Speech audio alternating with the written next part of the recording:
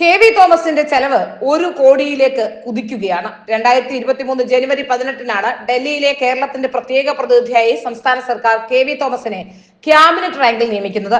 ശമ്പളമാണെങ്കിൽ pension കിട്ടില്ല, അതുകൊണ്ട് honorarium മതി എന്ന തന്ത്രപരമായ നിലപാട് കെ വി തോമസ് സ്വീകരിച്ചു.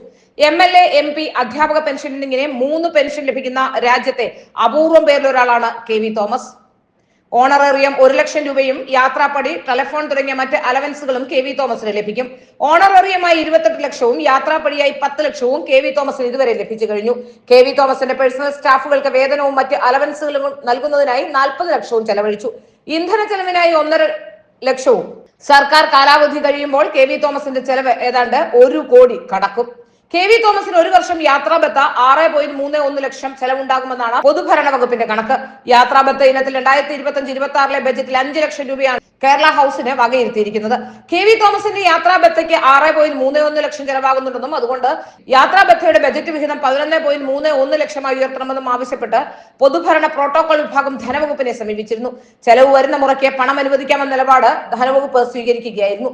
കേരളത്തിന് വേണ്ടി കേന്ദ്രത്തിൽ സ്വാധീനം ചെലുത്തി വികസനം കൊണ്ടുവരാനാണ് കെ വി തോമസിനെ നിയമിച്ചതെന്നാണ് മുഖ്യമന്ത്രി പറഞ്ഞിരുന്നത്. കെ വി തോമസിനെ കൊണ്ട് ആകെ നടന്നത് കേന്ദ്ര ധനമന്ത്രി നിർമ്മലാ സീതാരാമനും മുഖ്യമന്ത്രിയുമായി കേരള ഹൗസിൽ ഒരു കൂടിക്കാഴ്ച സംഘടിപ്പിക്കാൻ കഴിഞ്ഞു എന്നത് മാത്രമാണ്.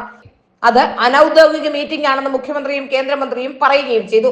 കേരളത്തിന്റെ താല്പര്യങ്ങളായിരുന്നില്ല അന്നത്തെ ചർച്ചയിൽ നടന്നത് എന്ന് പോലും സംശയിക്കുന്ന തരത്തിലായിരുന്നു നീക്കങ്ങൾ.